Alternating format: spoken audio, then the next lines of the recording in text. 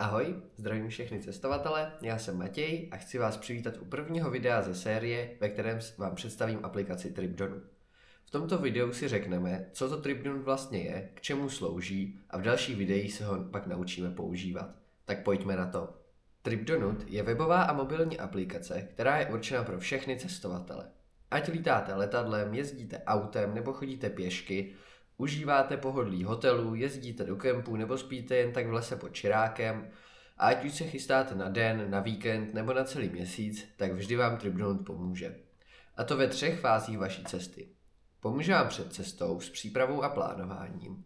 Pomůže při cestě s orientací, s navigací, se změnou plánu, která určitě nastane.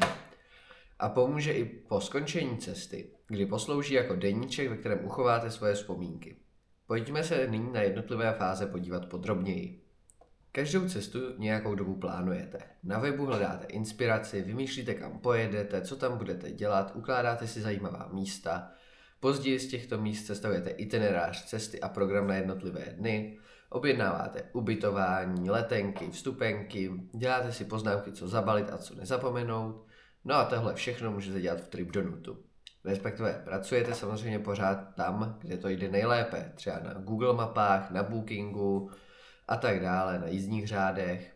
TripDonut se totiž nesnaží nahradit tyto aplikace, protože to ani nejde, ale všechny tam nalezené informace si nakonec uložíte na jednom místě, kde s nimi dále pracujete. A to je právě v plánu výletu v TripDonutu.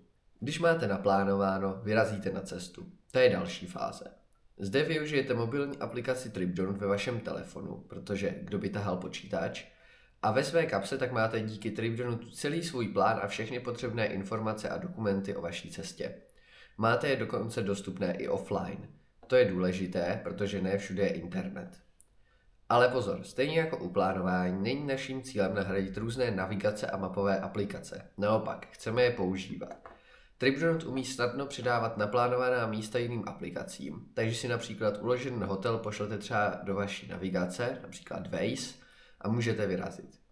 A další den je v plánu výlet na hrad. Tak si naplánované místo přepošlete do map.cz, které jsou super na turistiku, zvláště v Čechách, a podle nich vyrazíte na výlet.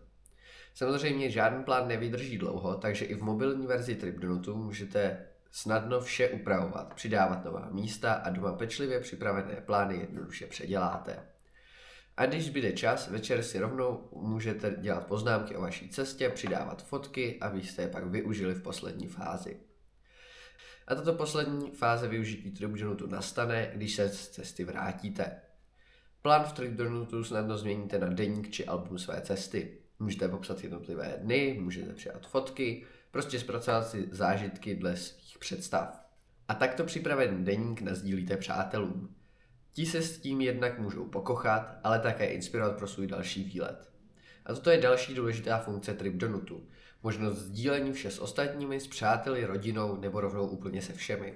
A to nejen vzpomínky, ale i plány chystané cesty můžete sdílet s těmi, co jdou s vámi.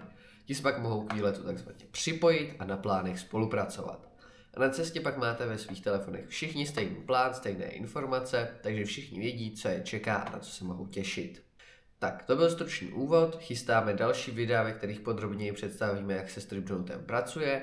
Pokud vás to zaujalo, tak aplikaci najdete na webu www.tripdonut.com, ze které si můžete také nainstalovat mobilní verzi. A na závěr ještě pár informací o tom, kdo za touto aplikací stojí a v jakém je momentálním stavu. Za TripDonutem nestojí žádná firma, není to žádný komerční startup. Jsme skupina vývojářů, nadšenců do cestování a vše děláme ve svém volném čase. Aplikaci píšeme primárně pro vlastní potřebu, pro sebe a pro užší skupinu, která kolem TripDonutu vzniká a pomáhá nám ho testovat a rozvíjet. TripDonut je ve funkčním stavu, ale stále jde o testovací provoz. Pořád přidáváme nové funkce, upravujeme stávající a vychytáváme chyby i vzhled. No a skupinu testů kolem TripDonutu bychom právě rádi trochu rozšířili o lidi, kteří jednak cestují a jednak si rádi hrají s plánování. Takže pokud máte zájem a chcete TripDonut zkusit používat, napište nám. Kontakty dole v popisku videa nebo na webu www.tripdonut.com. Tak, a to už je do tohoto videa opravdu vše, mějte se pěkně a cestujte.